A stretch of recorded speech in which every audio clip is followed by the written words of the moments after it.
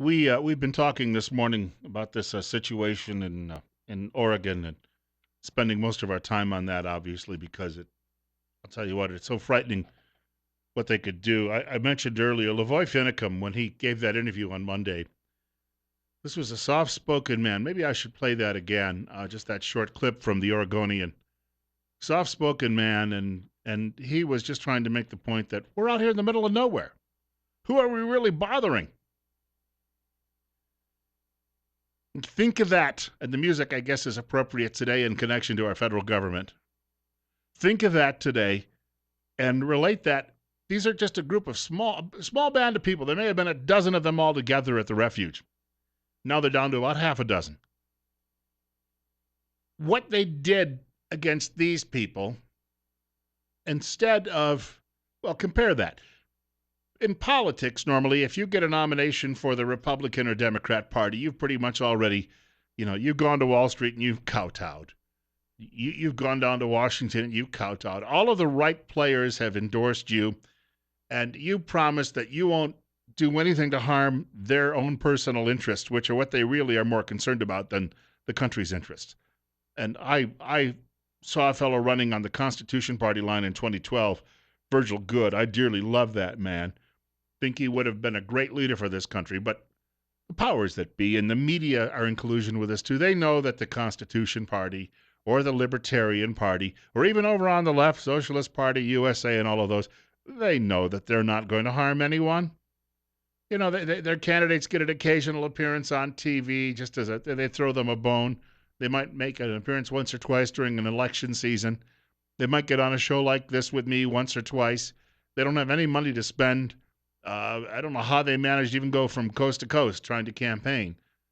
But in order to get the nomination of the Democrat or Republican Party, you basically have to sell your soul. On the other hand, at least on the surface level this year, and I do have some criticisms of Trump now and then, but on the surface level this year, it looks as if Trump and Cruz aren't for sale. And if they can go kill poor old LaVoy Finicum on a dark highway over in Oregon, it was getting dark. It wasn't dark yet, apparently by the time of it. But if they can go kill this guy on a dark highway like that, as he pointed out the day before, who was harming no one, by sitting out in the middle of a duck pond somewhere, basically. What would they do to stop a Ted Cruz or a Donald Trump if they can't control them? That's a frightening thought. I mean, has it happened before in this country? I think a lot of people feel it has. Can we hear Finicum again? If you weren't with us at the beginning of the program, he gave an interview Monday to the Oregonian. This is about a minute and a half of that. We should have as much dialogue and openness as possible. Have you felt the change in the tone and tenor of the feds out there? We certainly have. We used to could walk up to them and talk with the FBI agents in a friendly manner, unarmed and stuff, but the tenor has changed. They have become more hardened. And when they step out of their vehicles, now they're stepping out with their rifles, and they're not willing to engage in just friendly dialogue. And then I'm assuming that you're aware of all the extra vehicles that they're bringing in and the increase in manpower that they're ramping up. And we're saying, why the rattling of the saber? Why, when we're so far away from anybody out here in the middle of nowhere, why are you ramping it up? Why do you fly your planes over nonstop? And why do you have your drones? Because they're droning this now. And they're actually flying their photographer planes. They're doing all the things. They're doing all the things that shows that they want to take some kinetic action against us. And we're saying, why be so unfriendly? Why be so threatening? Why are you threatening lethal force when we're so far away? I remind you, he had said he was prepared to die. Mr. Finicum, devout Mormon, and had said that he was not going to spend the rest of his life in prison where he couldn't see the stars. And here we are today. They'll be planning his funeral in Arizona. We have a caller with us. You're up next. We got about a minute before the break. Go ahead. You're on the air on KLIX. Bill, I just had to call again. Look at the contrast in Baltimore. They were throwing chunks of concrete at the police, burning down buildings. The guys up in Oregon weren't doing that. I think that's a great point to be made. They let them do it in Baltimore, too. They were dancing on police cars and doing all of those things and looting stores and chopping fire hoses up. And yet, this morning I looked up at Fox News and they're interviewing a terrorism expert about this group in Oregon. That was terror in Baltimore, especially if you had to live in one of those neighborhoods. If you're hearing this program today, congratulations. If you're having difficulty hearing this program, I'd like to recommend Dr. Christine Pickup, a doctor of audiology. She's at Mount Harrison Audiology, so named because it's very close to the mountain, in Rupert, Idaho. And in fact, she's at the medical building there, 1218 9th Street, unit number 2. You can give her a call at 208-312-0957 or check her office out online at mountharrisonaudiology.com. Diabetes and hearing loss are linked. If you or a loved one struggles with diabetes control, it could also be affecting your hearing. The inner ear is incredibly sensitive to changes in your blood supply. High blood sugars can cause hearing changes. Be sure to have your hearing screened today. We've got more coming up in just a few moments. Bill Colley with you. Maybe if we get time, I'll share in the last segment some of the other big stories of the day that maybe should get a little attention. Got to try to catch up, I guess, a lot this week. That's on the way in just a few minutes on KLIX. Stretch run of our program today. Bill Colley with you on Top Story on News Radio 1310. KLIX and newsradio1310.com. I didn't do it this hour. I want to share that public service announcement once more. Your local office of Bureau of Land Management is having an open house today. They've consolidated all of their offices scattered around Twin Falls into one location. And they're doing that between 4 and 6 o'clock today. If you'd like to know how whatever their plans happen to be now for you in the future, maybe you drop by this afternoon and pay them a visit. I'd be worried about drinking the Kool-Aid. Well, they'll probably have punch or something like that out. Just along those lines. Show you where they keep the fire retardant and the handcuffs. 944, Bill Colley with you on Top Story on News Radio 1310.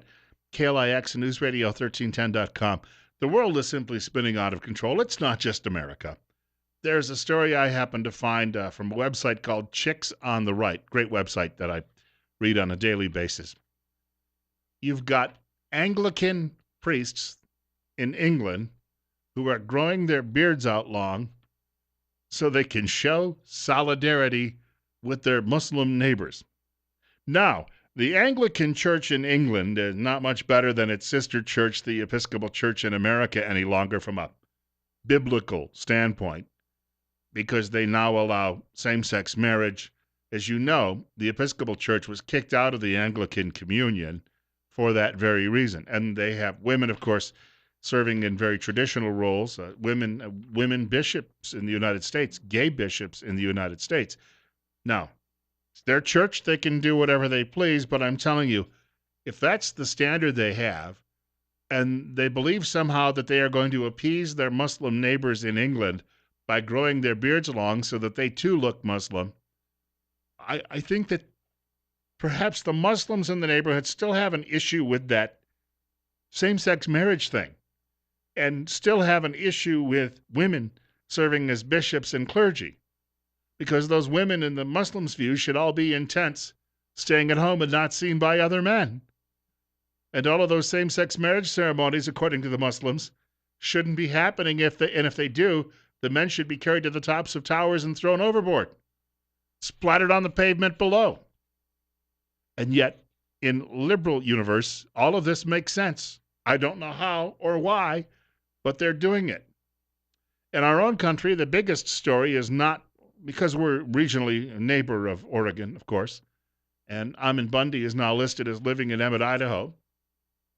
We spent a good portion of the program on that topic today, but the big story nationally still remains Donald Trump, who has given there's a symbol that happens when sometimes, you've seen it on the highway perhaps, another driver doesn't like what you're doing and the driver comes along beside you and gives you a salute. You've seen that, but it only involves one finger. Donald Trump is doing that to the Fox News Network, which has a Republican debate scheduled tomorrow. Trump has said he's not going to participate. Now, we need to set this up. This is because somebody at Fox Supposedly Roger Ailes, who's the founder of that network, one of Roger Ailes' old college buddies, is going to be on the program with us tomorrow. I need to note, Lieutenant Colonel Steve Heil will join us just after 9 o'clock news tomorrow. The two of them went to college together at Ohio University, but Roger Ailes runs the Fox News network, supposedly sent out a tweet, and it was, from a news standpoint, you shouldn't be going out and insulting candidates. If you're a straight, he's not an opinion columnist or a talk show host. Roger Ailes runs a large news organization, and apparently he decided to tongue-in-cheek take on Trump and make some accusations and the like that normal news people are told they shouldn't be doing if they're going to be objective. And with that, Trump said, "I'm not participating." Somebody that Roger Ailes fired some months ago, a guy by the name of Bob Beckel, was speaking yesterday on CNN, the Clinton news network. Beckel says he doesn't buy the story that Ailes was behind this and says something fishy is going on at Fox. Rupert Murdoch has been against Trump from the beginning. He's warmed to him slightly, but in the beginning he came out against Trump, if you remember. Yes. And now he says he wants to meet one-on-one. But a CEO to CEO, a $2 or $3 billion business versus a $27 billion business. But I don't. And the other thing is, I may be dead wrong about this, but I've known Roger Ailes for 35 years.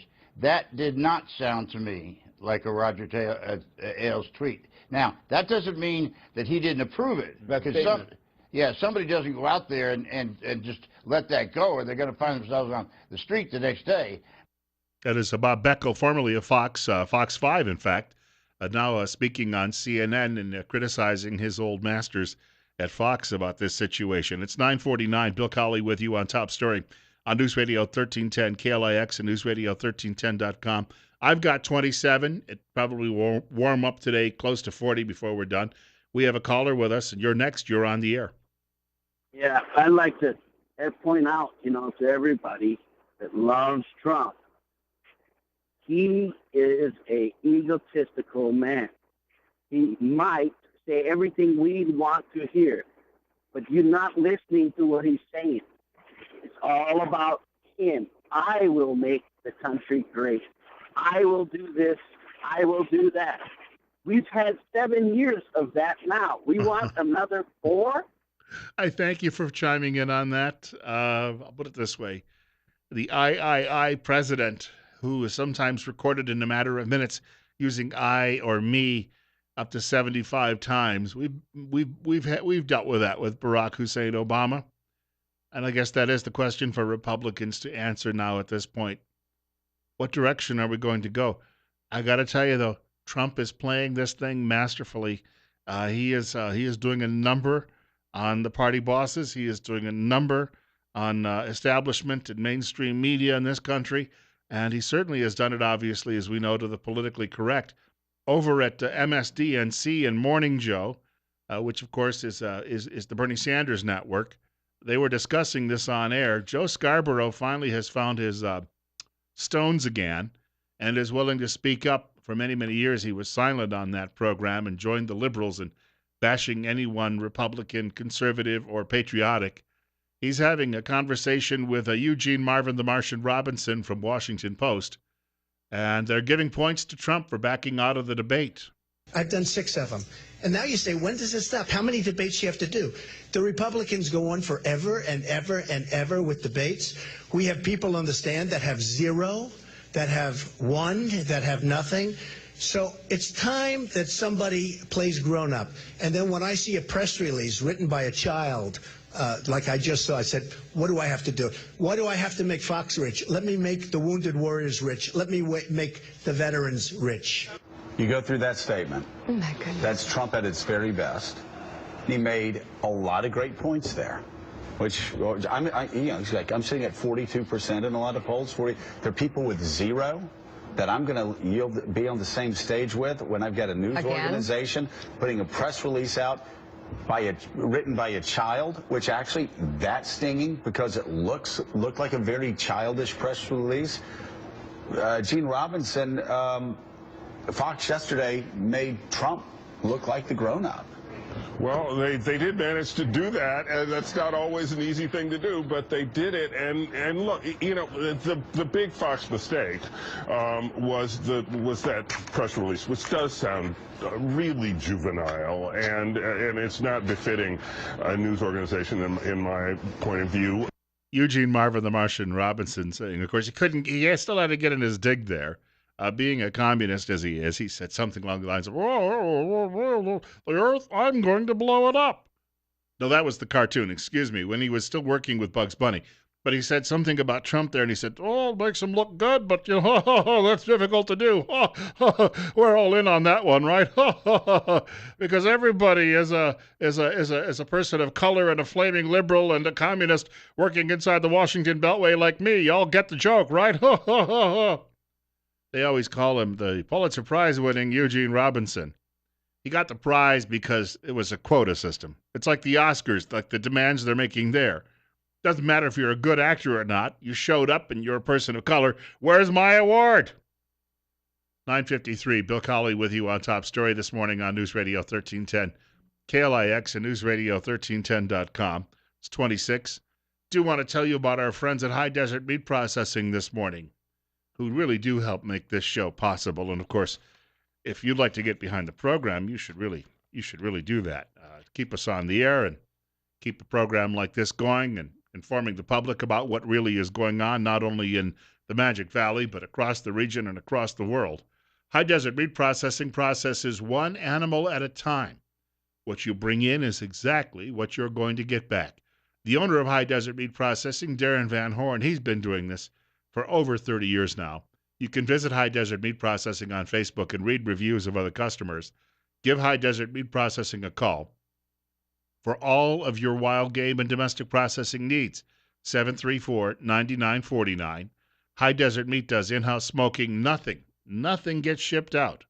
Specialty meats, jerky, pepperoni, salami, kielbasa, brats, Polish dogs, hot dogs, and more. USDA approved. Darren also works closely with local beef growers and their programs ensuring quality meat.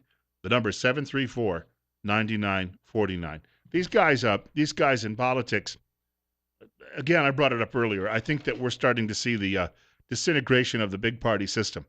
But if they're willing to go out and shoot dead, a pretty much harmless guy like LaVoy Finicum, who pointed out he wasn't bothering anyone, what would they do if a guy like Trump or Cruz actually started to upend the apple cart? You know what they're doing to Cruz right now? This was according to Eric Erickson, who used to be, of course, with Red State and is now writing his own blog and a talk show host who sometimes, as I pointed out, fills in for Rush Limbaugh. He brought this up today. I happened to see this in my morning email. Ted Cruz is so unpopular within his own party. Senatorial whores who hate Ted Cruz use his image to fundraise. Yeah, this is what's actually going on. This is from his new website that happens to be called The Resurgent. Well, we didn't say that he was creative. We just said he was a conservative. But there's an image of Cruz on a T-shirt, and this is what they're doing. His colleagues have been kicking the snot out of him. They will not defend him, the writer says on the birther remarks. That's the Canadian birth. They are willing to cast their lot with Donald Trump. They have been whispering on background and publicly to reporters about how much they detest him, but they are using Ted Cruz's image in a fundraiser. This, again, he refers to them as whores. Every dollar raised by the National Republican Senate Committee will go to defeat Senate Republican candidates who support Ted Cruz. In other words, people who think like him. Every dollar raised goes to help guys like Mitch McConnell. They must think that you're stupid. McConnell being the chinless wonder with a mail-order bride. There's a guy who really apparently was attractive not only to the public but to women as well. You're up next. You're on the air with Bill Colley at 9:56 on Top Story. Good morning. Well, good morning, Bill. Yeah, I've been reading in the last 2 or 3 days about this martial law talk that they're talking about in the White House and in Congress and Senate. I wonder if you've heard anything about all of that mess. No, but again, considering the situation we're in and the threats to the power structure that we've got going on right now, I saw a fact yesterday, a statistic from a research that was done in September that said 29% of Americans would support a military coup. That's an amazing number. It is, and I think there's a lot more than that, and I think they're afraid of it, and that's why they're talking this martial law. It was funny because when they asked people just flat out, would you support a military coup? People said 29% said yes. When they said if you would support it to get rid of all of the chaff in Washington, 43% said they would support it. Yeah. The faith in government, thank you much for the call. The faith in government is so low right now. As it turns out, people are much more willing. They would much better trust the generals and the admirals to put this country back in shape than they do these guys walking around feathering their own nests in the Capitol building. That is in one sense, frightening, because you could get a pretty decent guy in a military coup who could say, I'm going to put the country back together the way the founders meant it to be. On the other hand, you can also get someone along the lines of Francisco Franco, who essentially says, well, we got rid of the communists and the other dopes and the other malcontents, and by the way, I'm going to sit here for the next 40 years, and if you get in my way, I'm going to lock you in my dungeon. So it could fall either way, and that's the frightening part of all of that. Rush Limbaugh coming up next, following the news at 10 o'clock this morning on News Radio 1310 KLIX and newsradio1310.com. Bill Colley with you on Top Story. I do want to point out, God willing and the creek don't rise, I'm back here tomorrow morning between 8 and 10 o'clock. I'll be joined, as I pointed out, after 9 o'clock news by my friend Lieutenant Colonel Steve Heil. He's going to be offering some thoughts on NASA on the 31st anniversary of the Shuttle Challenger disaster. Steve was the administrator of the investigative unit that looked into that disaster for President Reagan. All of that coming up tomorrow on KLIX.